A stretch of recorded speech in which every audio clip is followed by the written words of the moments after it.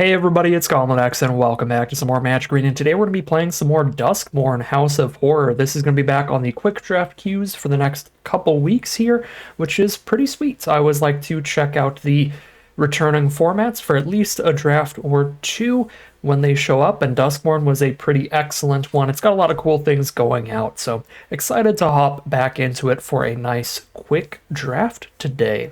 Without further ado, let's get into our pack one, pick one. Pretty easy one here. We've got a very nice rare. Fear of Missing Out isn't really like a bomb rare per se, but it is a very, very well statted card for its mana cost. It's going to give you some card selection. It does give you a little bit of a finisher once you have full Delirium, giving you that extra combat step. Just really good value for that really cheap mana cost, so it is the best card in the pack, and we'll start with that here. For pick number 2, we've got no incredible follow-up, but I do think Nowhere to Run is pretty great removal. 2 mana instant speed, -3/-3 removal. It's also an enchantment that sits around on your board, which can be relevant. If we manage to go Rakdos, which we have 1 red card and 1 black card right now, there are cards in that archetype that let you sacrifice enchantments for value, so Nowhere to Run can be really nice in that deck, but decent in any black deck at all. Pick number 3, a second copy of Nowhere to Run. I don't mind that at all. There are other solid cards here like Trapped in the Screen for the Great White removal spell. Murder's okay. I do prefer the much more efficient and easier to cast Nowhere to Run, but this is also good removal. A little bit worse than these two, as these are both just much easier to cast. It's kind of it. It's mainly just a bunch of good removal in this pack. For pick number 4 now, we've got nothing super exciting, but there's a couple really good role fillers in this pack. This is a very synergy-driven format, and some of these cards are really nice in their respective archetypes and don't do too much elsewhere.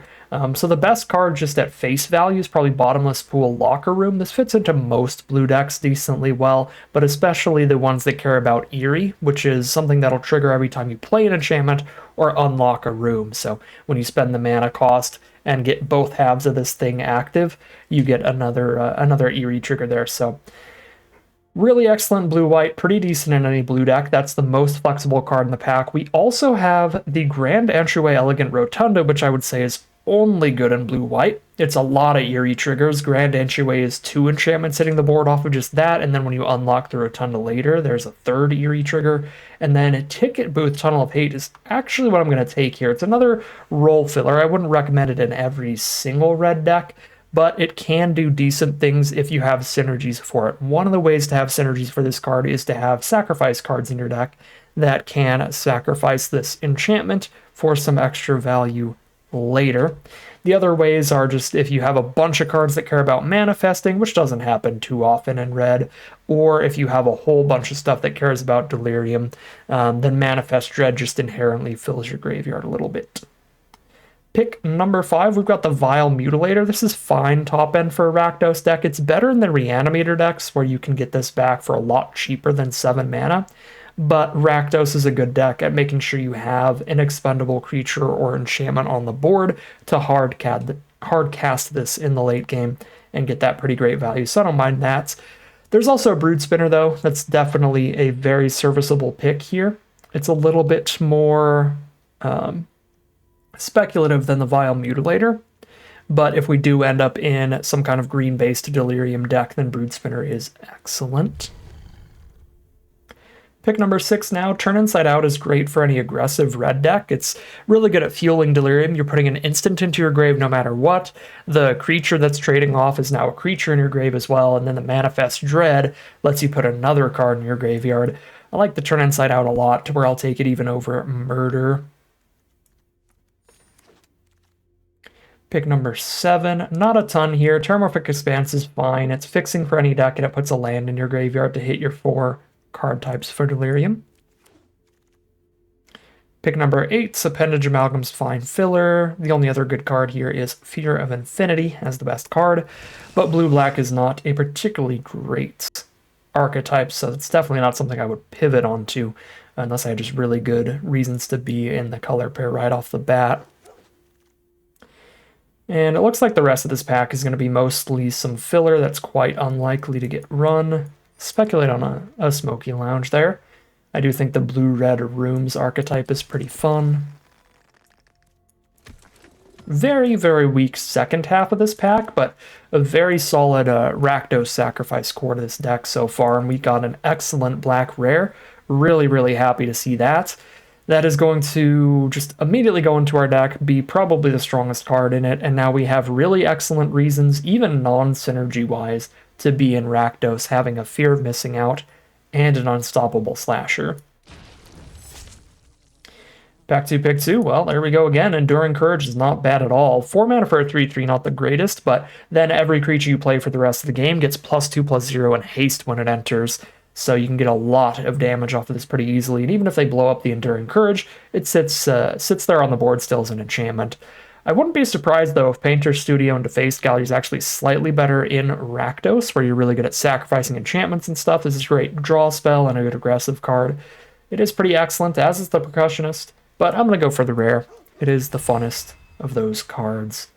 Pick number 3, Scorching Dragonfire, is fantastic cheap removal, but I do already have 2 copies of Nowhere to Run for fantastic cheap removal, and I think Fear of Burning Alive does play quite well in Rakdos between the amount of Manifest Dread we're randomly doing with cards like Ticket Booth and Turn Inside Out and stuff, and the amount of sacrifice stuff that we're doing off of random sacrifice spells. We can get Delirium pretty easily to make this just a 6 mana 4/4 that shoots your opponent for 4 and shoots their best creature for 4, which is really exceptional if you're consistent at hitting Delirium.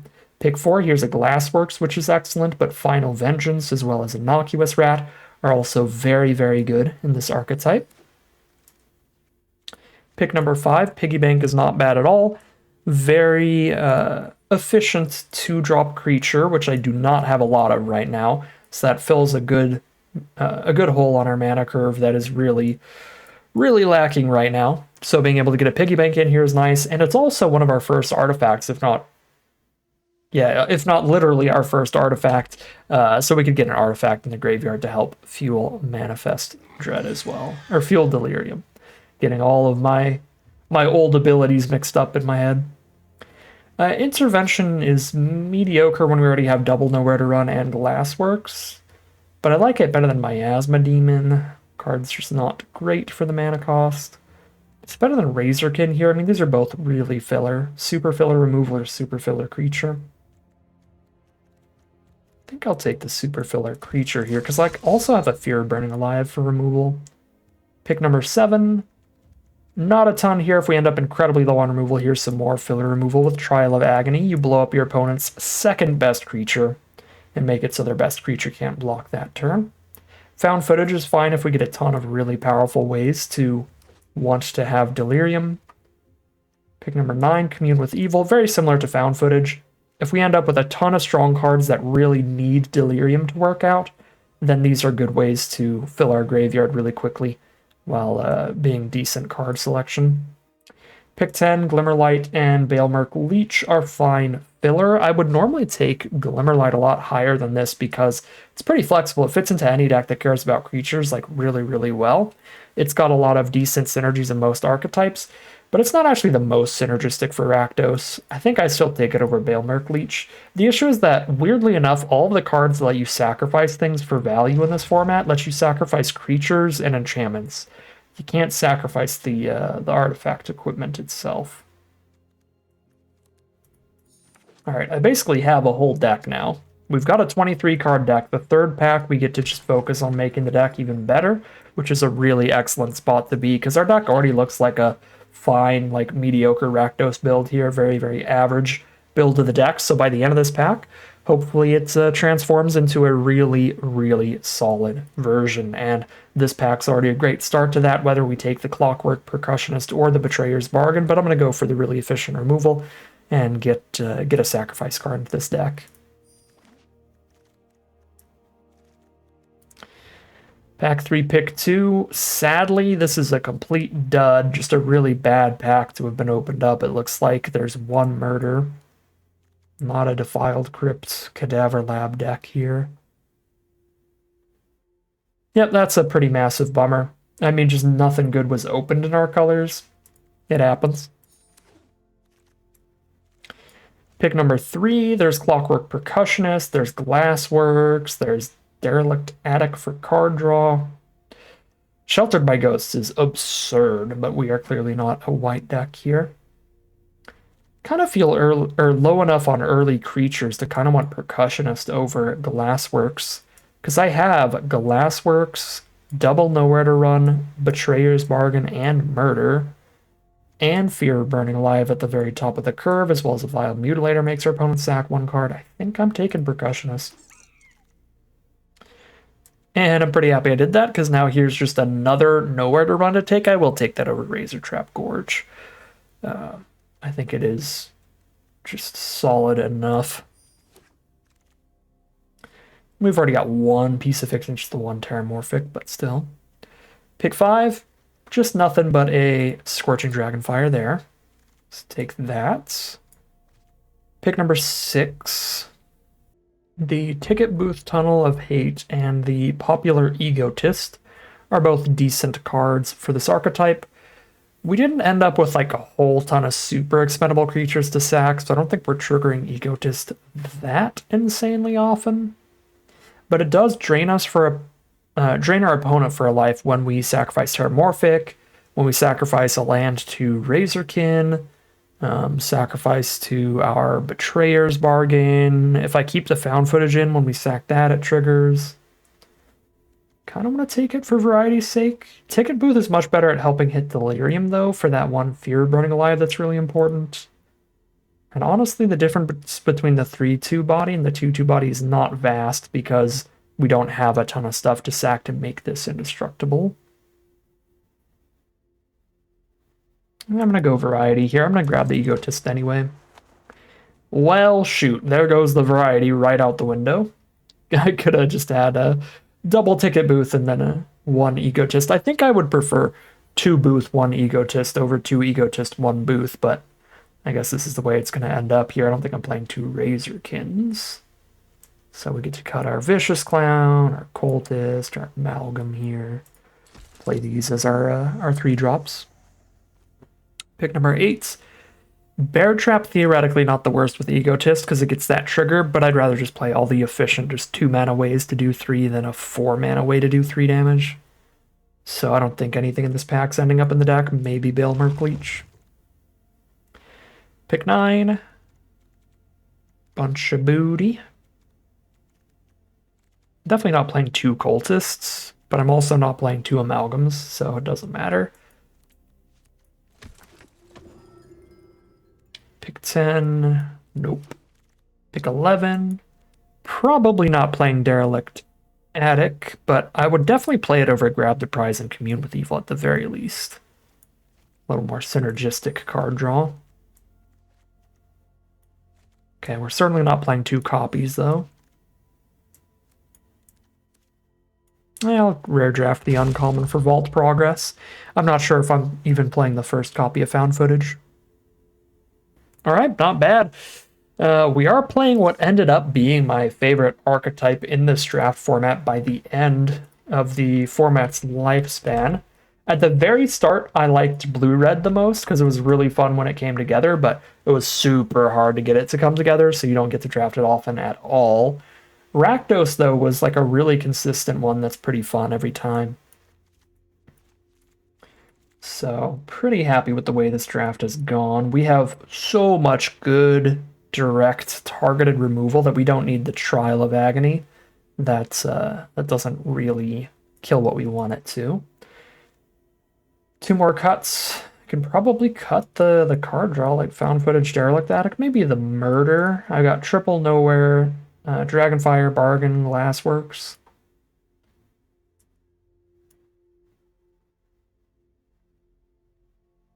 Doesn't seem bad. What's the creature count here? 13? Yeah, I'm not cutting any creatures. 14 because the Ticket Booth, 15 because Glimmerlight, but that's at that like 15 to 17 that you really want in more aggressive decks. I'll just go super high on removal. I'll keep Murder, drop the card draw. Yeah. Very, very solid, very reasonable Rakdos build here. Excited to see how it does, so without further ado, let's hop into the gameplay. Here we are on the play for game 1. We've got the curve out, and then got to draw into something to do after that, but got what we need on the first 3 turns. Playing against a green deck here. Green deck's some of the better slow decks in this format. There's a bunch of great fixing in green and tons of bombs and stuff, so you can like splash around for all the big goodies. First 2 draw steps are pretty awful so far. Started with a 4-lander. Our top decks were land. But that does mean we have the mana for anything we draw in the whole deck now. Our curve stops at, I guess it stops at 7. There's 1 card in the deck I couldn't quite afford yet. The Vile Mutilator. And there's some of that excellent fixing we were talking about. They've got the Spine Seeker Centipede here. Solid draw this turn, getting the Nowhere to Run to clear this board out and keep getting damage in. Keep that pressure on our slower opponents. They are green-white, which is theoretically one of the faster green decks. But they still didn't have a play till turn 3. Green-white is based around the survival mechanic in the set, as you can see from the Shrewd Storyteller. It's about attacking and having your creatures survive and be tapped in the second main phase. So you want to be jamming in and being as aggressive as possible. Fanatic of the Harrowing, that is pretty great here. Likely playing it post-combat. Yeah, if they block Egotist with Storyteller, then we play that post-combat. I mean, if they block, then we don't. If they don't block, then we do. Because we can trade Storyteller into just our Nowhere to Run, which isn't doing anything anyway. Is there any reason to send Percussionist in? I don't think so. I think if we send Percussionist in, they'll just block that, and then I'll have to just play whatever that hits instead.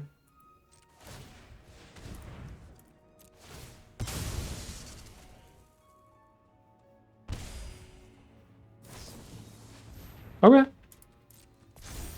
Everybody lives. You got it.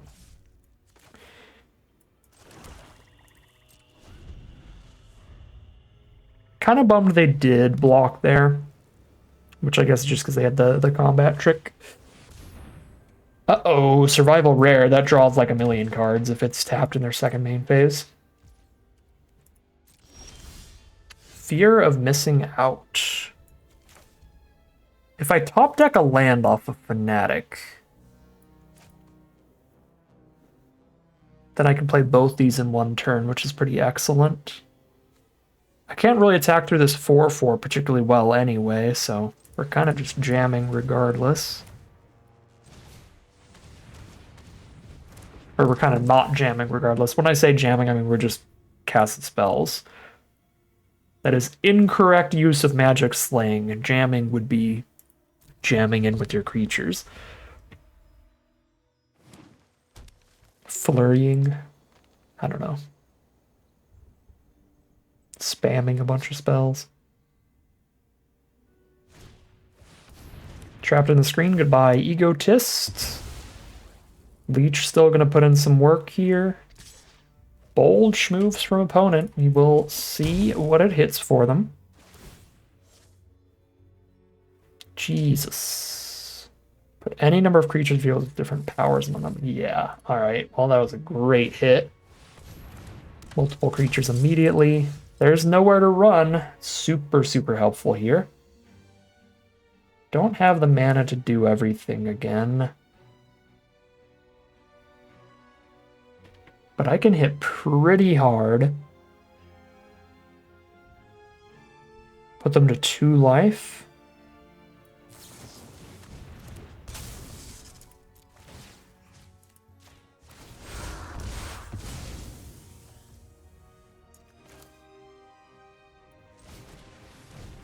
I think I have to put them to...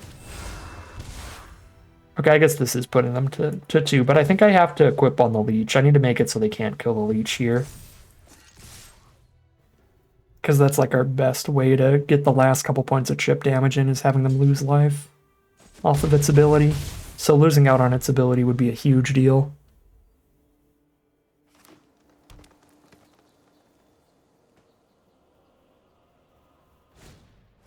Fear of Surveillance. Orphans of the Wheat. That's one of the best ways to trigger survival, because you can attack with all of your other... You can tap all your other survival creatures without having to attack with them. And Fear of Missing Out. Oh, that's a good draw.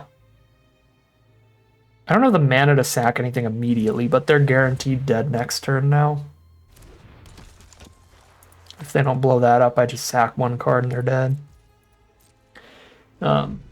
Anyways, Fear of Missing Out. I missed this a lot early in the format, but you don't need a card in hand to draw the card off of it. So empty your hand first, then play Fear of Missing Out, and you just get the card draw for free.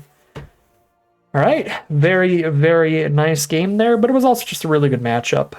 We had a great early curve, and they couldn't play a creature till turn 3, so we got that pressure in quick and got a nice, easy kill. That is 1-0 heading into game 2. Here we are for game number 3. No Black Source is a pretty big bummer here. If we draw into it, this hand is insane, and if the piggy bank dies, we still get to play one of these 2 excellent black spells, and there's the Swamp. Right on time. It's actually a little bit early because we're obviously not playing Nowhere to Run on the empty board. So, pretty beautiful. There is one 2-mana counter in this set. If they have exactly that, I'm going to break my keyboard. Alright, well, I think that's still the right play, because there's only one card that punishes us for that, and it's a way, way better start than Ticket Booth if they don't have that exact counter spell there.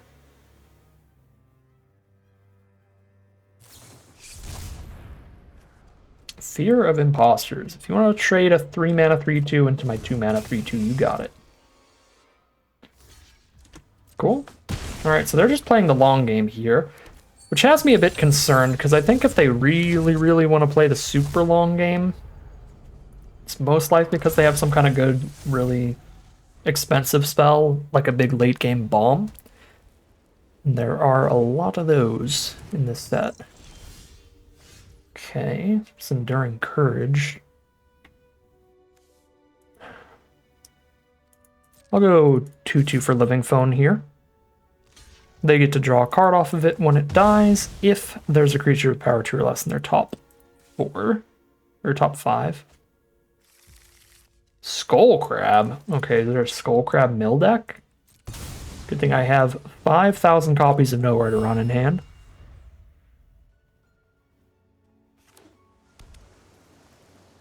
Blue-white is usually a pretty aggressive Eerie deck. Our opponent seems to be much more on the controlling end of things.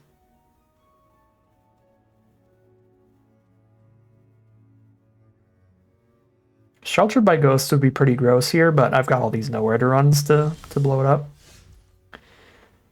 Okay. No Razorkin mana, unfortunately.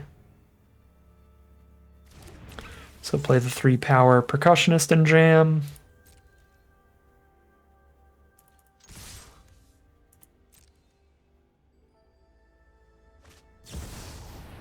The Wandering Rescuer. Oh boy. I will eat that.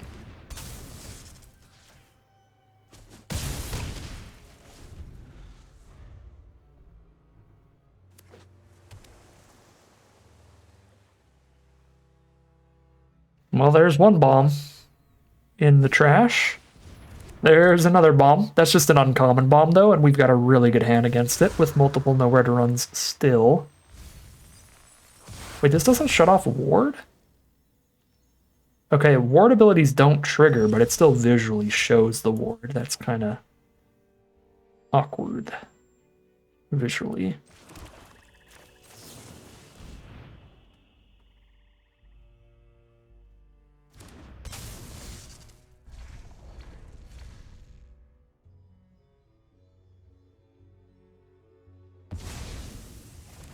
Cool.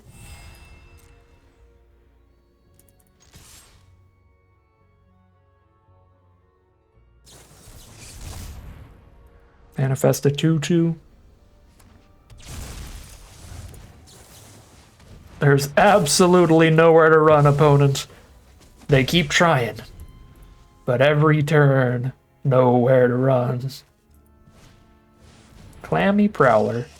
2/5, sturdy blocker. Sturdy blocker.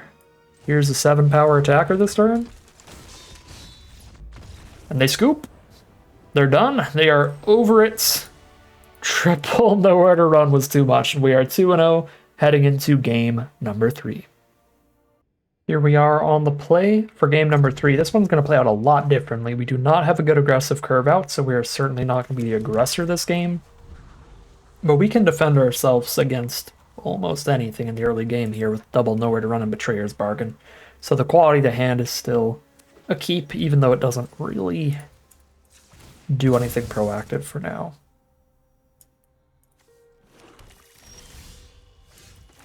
Just looking to draw any of our 15 creatures, looking for some threats here. Playing against blue-white again. Blue-white, the potential strongest deck when built really well. Usually blue-white Eerie, but they start with a really good Manifest Dread card instead. Either way, we'll absolutely just kill it. Here's Ticket Booth. So we have hit a threat here, and it's a popular Egotist. That was a good one to hit. We've got multiple instant speed removal spells here, so we get to hold up removal, and then if we don't need to cast it, we can just spend our mana flipping up our face down. Gremlin Tamer. Okay, I need to cast removal because it's one of the best cards for the blue-white Eerie deck. Getting a 1/1 every time they play any enchantment or unlock any room. I used my 2-mana removal there so I can also hold up Betrayer's Bargain and instant speed, sacking one of the 2 nowhere to runs. The second copy is redundant. I mean, the first copy is also just not that relevant. It's perfectly fine to sacrifice it. 2 2/2s. Okay, that's a little bit of a bummer, but I can flip up the Egotist and sack an enchantment next turn to kill one of their 2/2s without even really spending a card.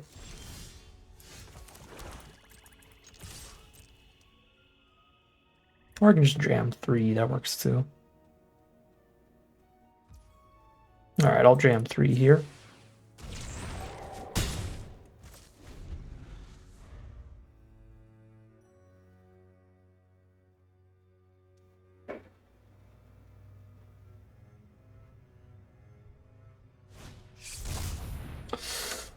Alright, that's not good.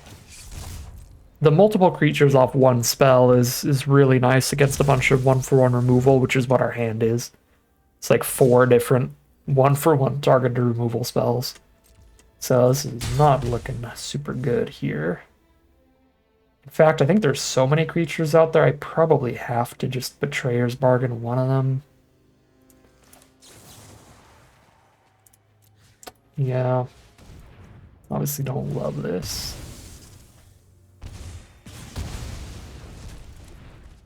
It was a plains, god dang it. Alright, another Egotist here. Pretty decent.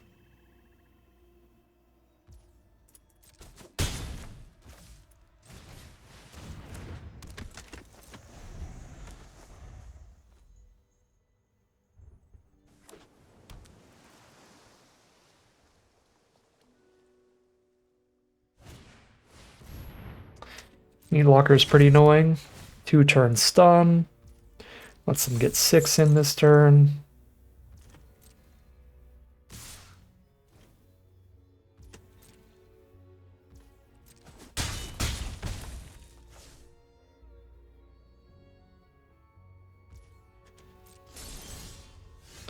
If their face down is very good, then I die here. If it's a 5-power face down. No, it's gotta be bigger than that. It's gotta be 7 power. That's so unlikely. Alright, show me instant speed removal. I think there's only one they could have here. It's like 1 in a white exile tap creature or something. I don't know, it's been too long. There are uncommons they could have. That's the only common I can think of.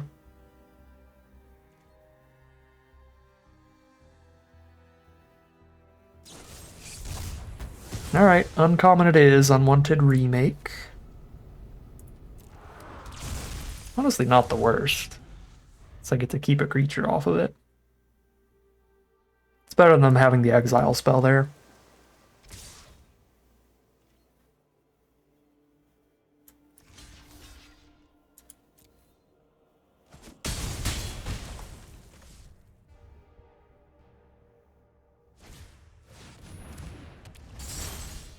7 toughness, wonderful.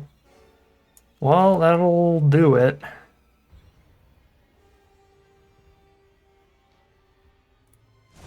Yeah, I mean, I'm technically not done on board because I can sack a card to gain a life here, but that pretty much seals it. Thing is just gigantic.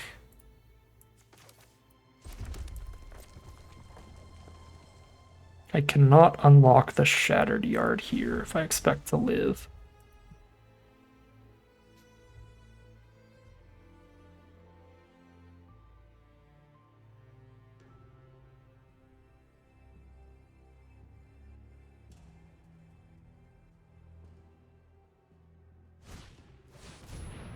Key Bear as well.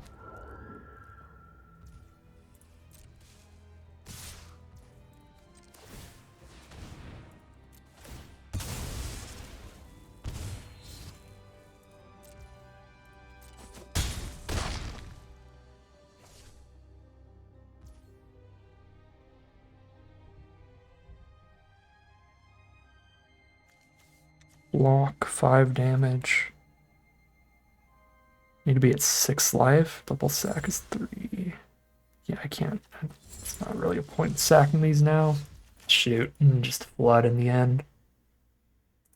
Alright, 2 and 1 it is. That was just a really bad matchup for a pretty great opening hand. The fact that they had multiple creatures in a row that spit out 2 creatures off of 1 spell is what really did us in there. Pretty much blanking all of our 1-for-1 removal by playing multiple 2-for-1 creatures. There's 1 spell, 2/2/2s, 1 spell, 2/2/2s. Here we are on the draw for game number 4. Another 4-land opener could definitely flood a little bit.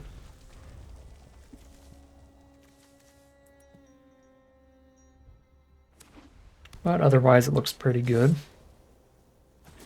Black-white from our opponent, that's the Reanimator archetype in this format. They've got the Valgavoth's Faithful ready to reanimate something from their grave. I'll lead with Piggy Bank, as even if it dies, it gives us good value.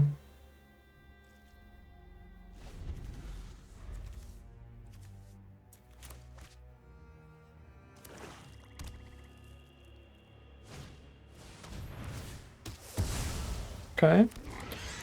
Come back wrong. Pretty excellent removal spell to have there because they get their own value off of it.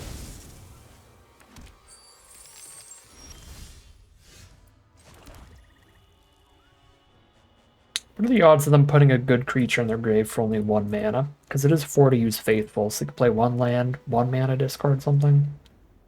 Highly unlikely. I think I'm still just playing to the board rather than blowing up Faithful this early.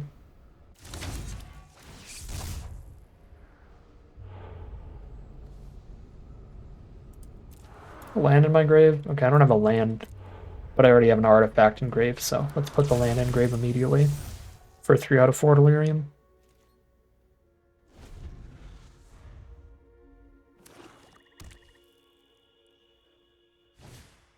Widow's Walk. Get a death touching attacker each turn? I'll trade into Faithful. Oh, absolutely. Prevent their reanimation later. Okay. Now we have a Leech and a Dream. Tons of removal to protect ourselves.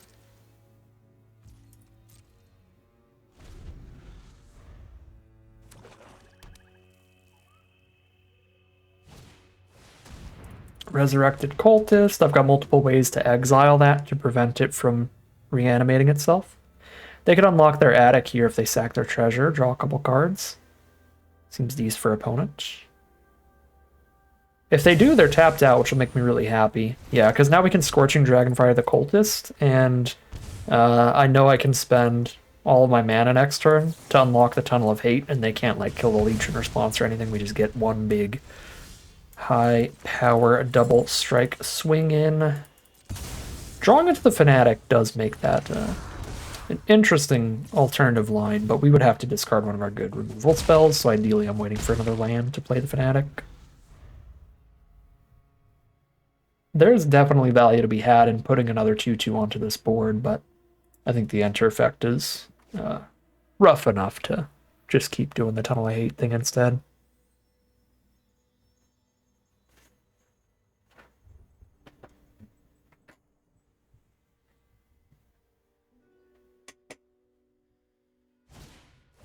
popular egotist of their own. -3/-3 gets around indestructible.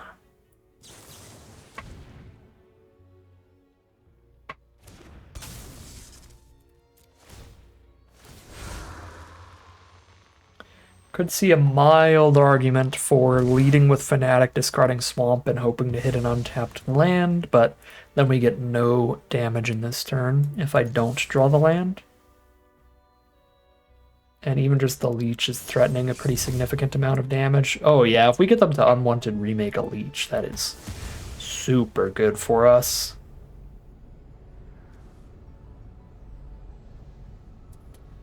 I actually think Razorkin at this point is better, because a 5-power double strike would be huge. Tempted to Fnatic, but I don't think that can be right here. Discarding Betrayer's Bargain, because I have to play the land and the Fnatic. Just keep the Bargain to clear out whatever blocker they play, so I know I can flip this up, swing 10 next turn.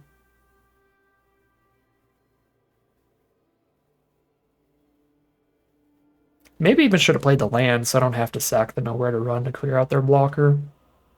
But then I don't have the land for a later Fnatic if things go wrong. Egotist is back. It taps when it gets indestructible, right? Yes, so I can tap it out. And then they don't have the tools to give it indestructible again next turn. Feels worth tapping it here to put them to 2.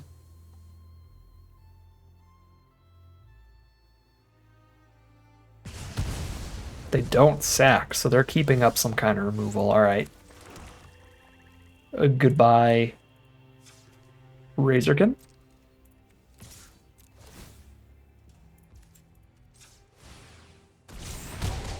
No? Okay. They're at 2.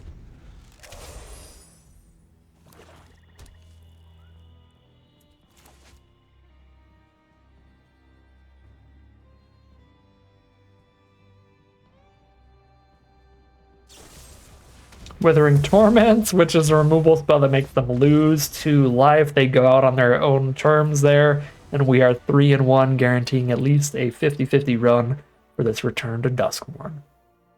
Alright, here we are on the draw for game number 5. We're 3-1 right now.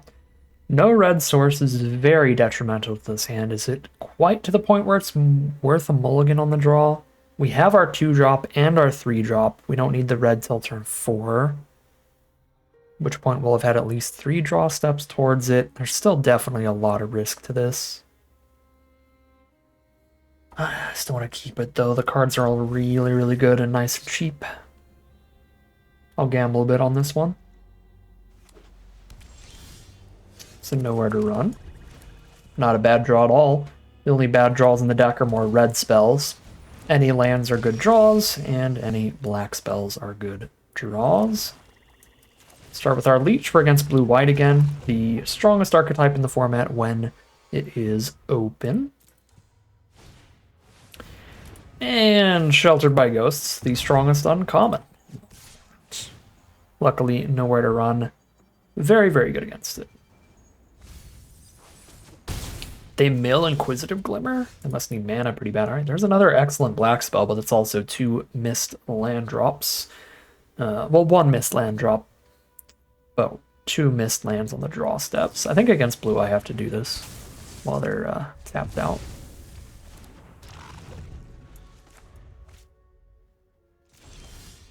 Sick.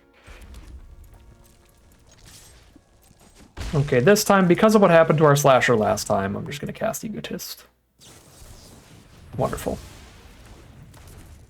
This is like way more popular than I remember it being when the set was first out today. I'm going to go for the Glassworks. Most of the blue-white creatures are small enough to die to Scorching Dragonfire, so being able to double spell on a later turn, blow up their threat, and play another threat of our own could be a huge deal. Underwater Tunnel, Surveil 2. Insta scoop. They surveil 2, I guess see 2 non-lands and just concede. Alright. Take it. Very, very bad mana for our opponent. Gives us the win there. We are 4-1 now, heading into game number 6.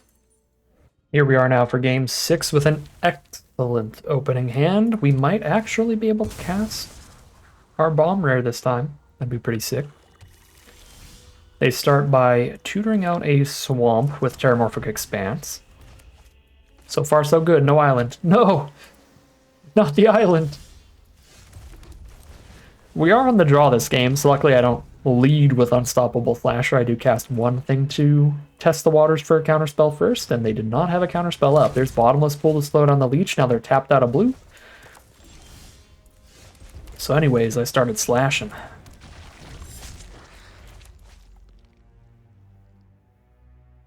Next turn's gonna be kind of sick. I can play Leech plus a removal spell in the same turn.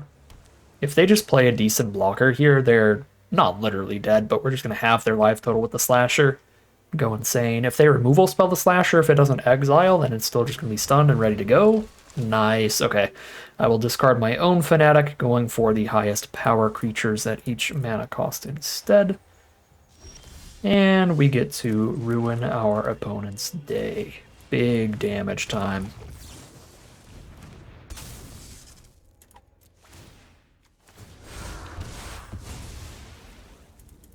Kaboom. They're down to 8.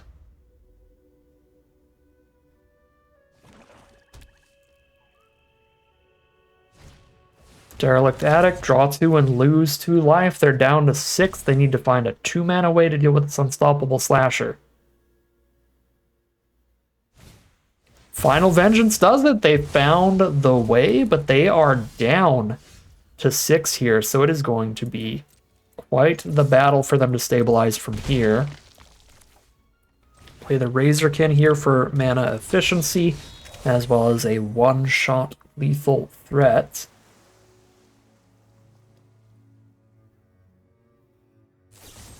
There's the murder for the Razorkin.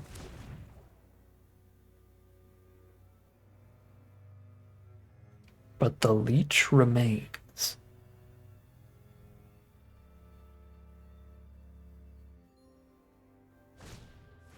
Cadaver Lab. Pick up a creature from their graveyard, pick up the Fanatic. They have it for the future, but for now, here comes Leech to put them to 2. And then the Ticket Booth to put them to 1, and give us another threat at the same time.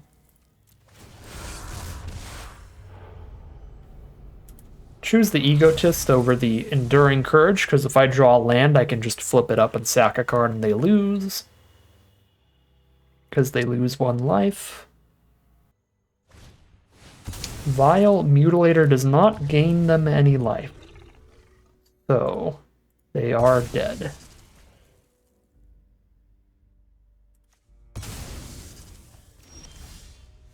Okay. Here's Murder. I was hoping for the land so I could do the life loss thing, but Murder works too. All right, that is 5-1 now. An excellent run here, no matter what. Very far. I was going to say very far on the money, but this is a quick draft, so we're not in the money yet. But a very positive win rate here. All right, game number 7 now. Solid hand here. It's a little on the slower end, not starting till turn 3. Oh boy. Well, that's a good draw. I was going to say 2 mana, excellent rare from our opponent, the Silent Hall Creeper there. If it hits us 1 time, I'm already unhappy, because then they draw a card, and when I use a removal spell on it, we get 2 for 1, because they already drew their card back off of it. But luckily we found the 2 mana removal right on time. Inquisitive Glimmer, another huge issue, making all their stuff cost 1 less, is going to allow them to curve out really efficiently, so I'm just going to blow that up.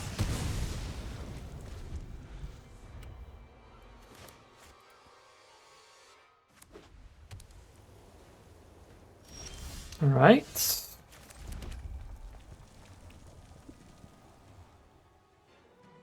hedge my bets a little here.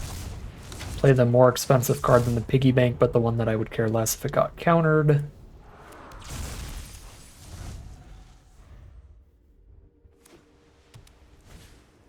Lionheart Glimmer, Ward 2. Thank you, land number 5. Very cool. We can clear that thing out now.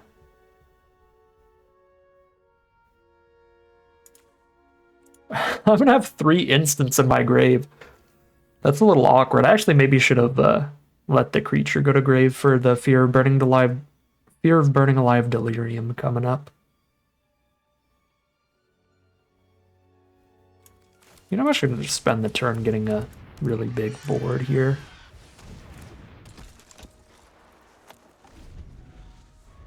The Glimmer doesn't really do anything but block here. I'm not really scared about their board right now in terms of attacks. Split Skin Doll, I should have killed it, because now the doll gets to draw them a card.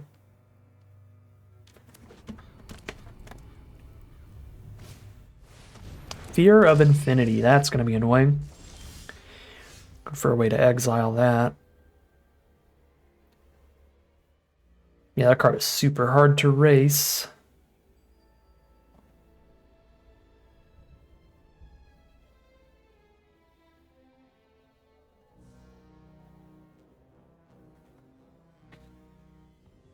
I guess all I have to do to have my own solid attacks here is blow up the Glimmer.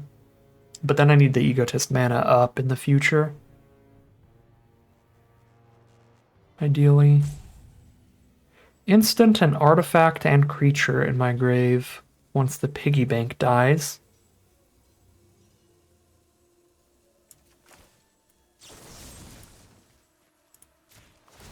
I think we attack with piggy bank here and we really hope it goes to the grave. And the face down dying as well is fine. I don't need 2 Egotists.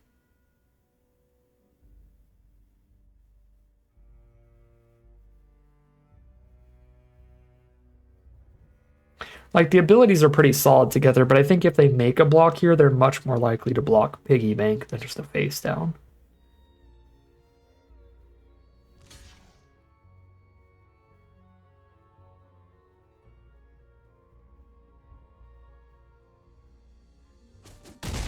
Sick.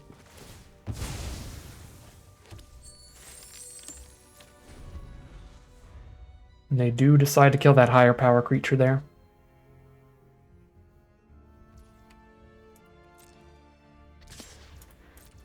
So I'm going to have to activate an Egotist, get an enchantment in the grave before I play Fear of Burning Alive, ideally.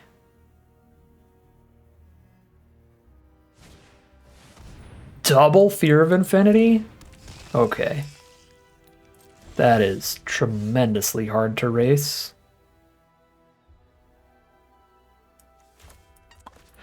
Can Vile Mutilator one of them now and get my enchantment in the grave? That honestly feels like a pretty good turn to me. Well, they have to sack both. Because they're both enchantment creatures, so they have to sack one as the enchantment and one as the creature? Okay. That is so good. Jesus.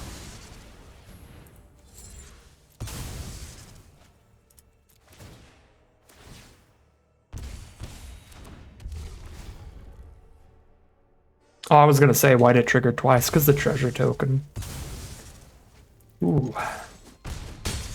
I didn't even realize how insane Vile Mutilator was going to be there. That double Fear of Infinity, no problem. Again, they can bring them back because we didn't exile them, but they've only got 1 blue source right now, so it'd be really hard to recast them in the same turn. Wonderful. 13. 2, 4, 3, 4, 5.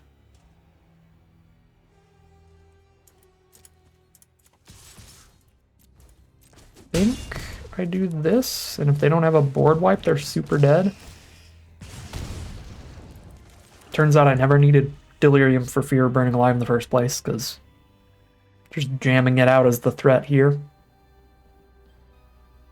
rather than the removal.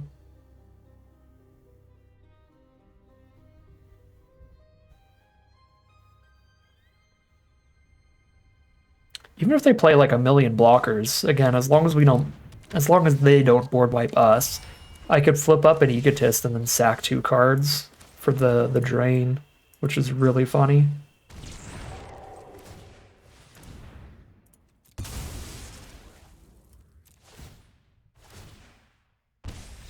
There's the concession from our opponent. That is 6-1 now. Absolutely fantastic record here. Just flying all the way over to the final battle here, and we've got 2 rounds in the chamber. All right, here we are for the final battle in this Duskmourn quick draft. I'm riding high right now. I think I should almost definitely mulligan this, but all of the red spells are quite powerful later in the game too. And I have 2 really good early black spells, so I'm gonna keep when I probably shouldn't. We're just gambling all day and just getting rewarded by arena, so let's see if we can just keep that up. So far so bad. We did not want to draw a 7-drop with the 2-land opening hand.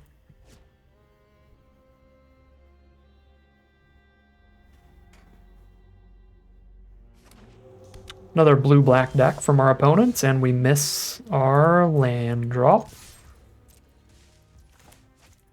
So, pretty bad first couple draws, but at least they are black spells, so any lands that we draw will cast them.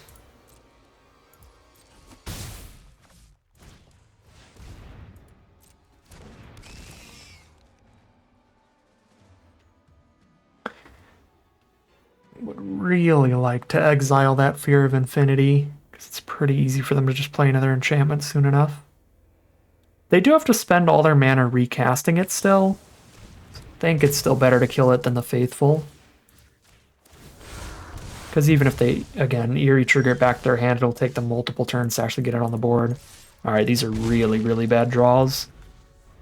I mean, just any land at all, and the hand's still doing a lot of stuff here. With Egotist, and then being able to sack things to Egotist the turn after. Sacking nowhere to run. But it is a red card. Derelict Attic, draw 2, lose 2, pick up the Fear of Infinity. Yikes. Okay. Well, if I keep drawing this bad, then even if I kept a reasonable opener, we would lose. Because keeping like Swamp, Mountain, everything else here definitely buys us more time. I would have played better, but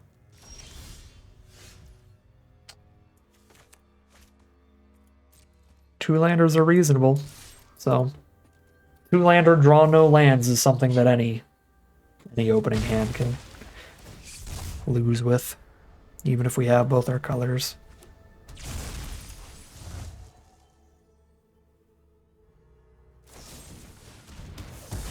Sure.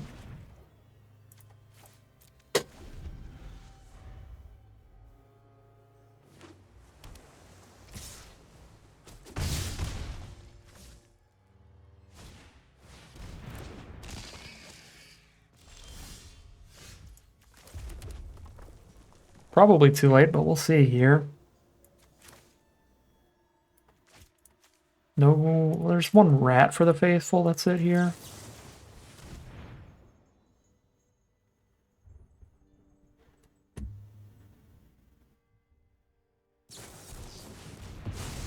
Sure. Twist Reality the Dragonfire, because our opponent has infinite mana over there.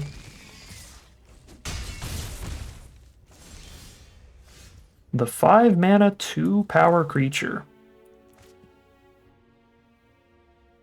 Usually super bad, but our hand's just so slow. We're gonna die to just any creatures here.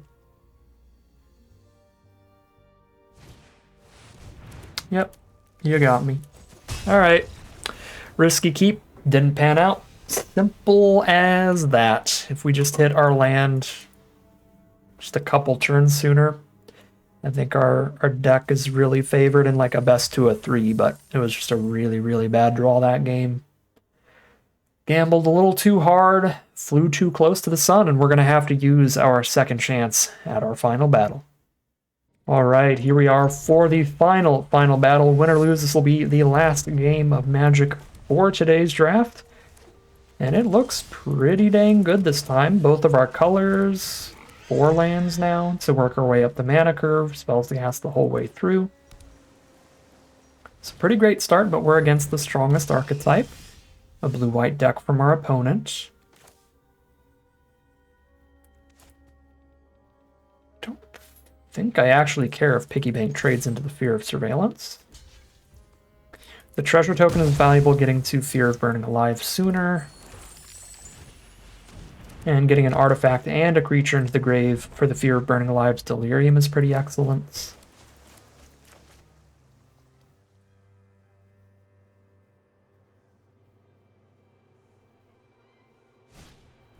Unable to scream, the Egotist, annoying.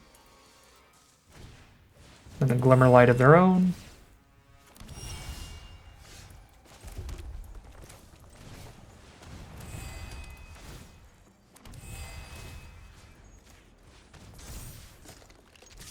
Jam 1. If they equip Glimmerlight and attack, I'm not blocking with mine, even if I re-equip Glimmerlight, so I'm going to hold up Nowhere to Run instead.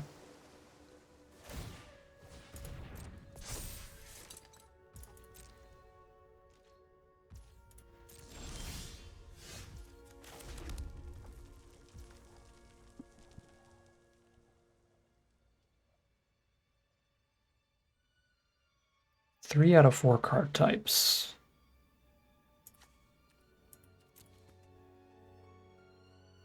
Just need an enchantment in my grave, but there's no way to do that because Egotist's ability is shut off.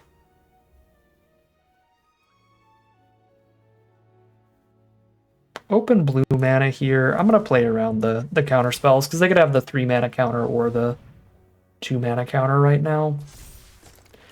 If they were tapped out, I'd probably just play Fear of Burning Alive without killing a creature and just accept it.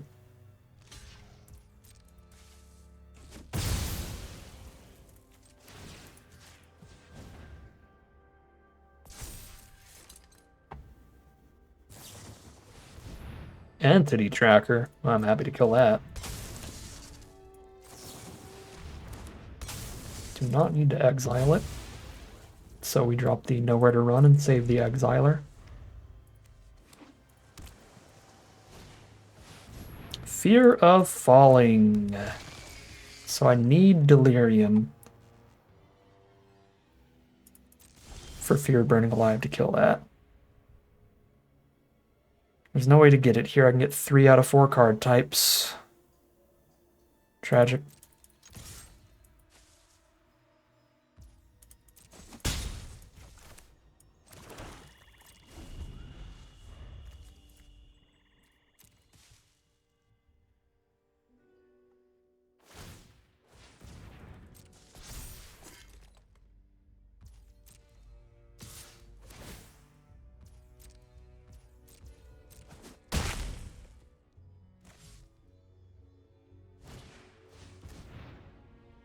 Gross. Alright. Getting bombed out by Ghost Vacuum now. Glassworks is very good with Fear of Burning Alive once it's at Delirium. They still have counterspell mana up. So they probably just counter one of these. Man, having the Glimmerlight to buff that up was also super, super bad, making us use 2 spells to do the Glassworks thing. Yeah, that is really, really awful.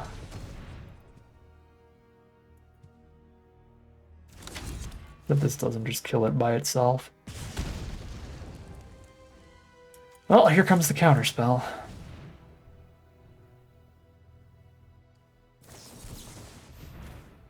Okay, well I can actually afford that.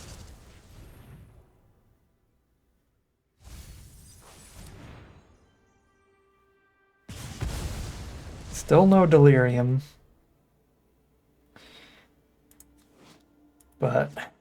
wow, now we're never going to hit Delirium because Ghost Vacuum. Oh, they vacuumed their own Entity Tracker.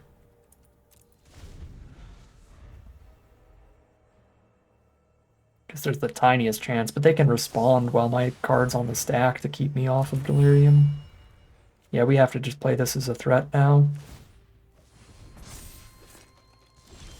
The anti-graveyard ghost vacuum coming in hot.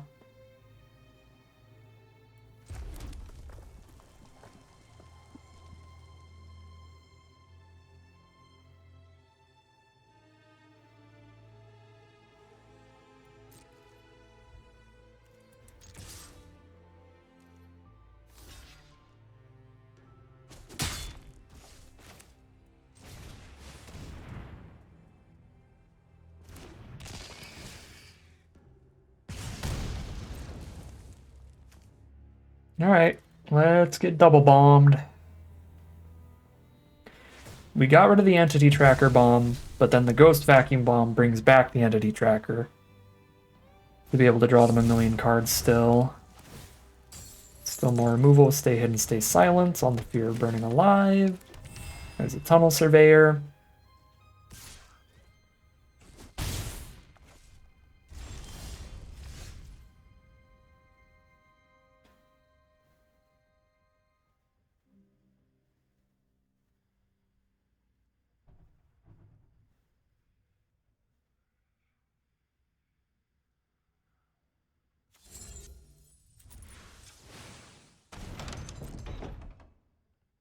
$13 here. I don't think I can even try to race, but might as well. Because if they block, it's horrible for them. So we pray for a horrible block from our opponent, and we got one.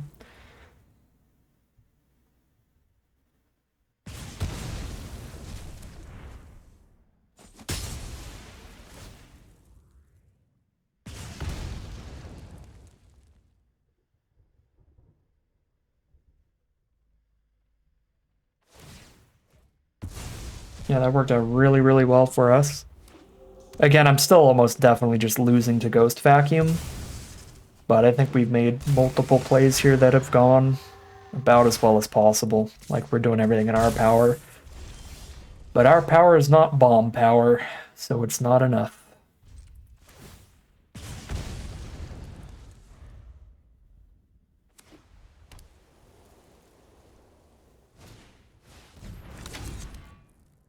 Yeah, I mean, Entity Tracker draws them 3 more cards this turn off of that card.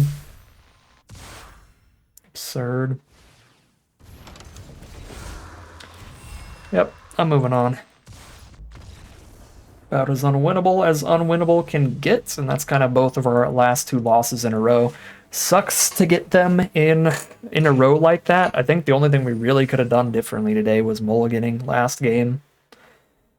Just got a little unlucky in the end, but I still think this deck is absolutely incredible and definitely could have gotten a 7-win run if I were just a little less greedy with the mulligans on that one game. Or just played against some slightly weaker opponents on that last one. Just got bomb rared out of it. We got to bomb rare exactly 1 game, which is brutal, because we're like an unstoppable slasher deck, but I only ever got to resolve it the 1 time to actually win with it. So that was sad. But just the very powerful synergistic core of the deck got us a ton of victories here, so really, really happy with how I drafted and played for the most part. The only concern is mulligan decisions and some unlucky stuff there, keeping us from the 7-win run, but still very good value for today.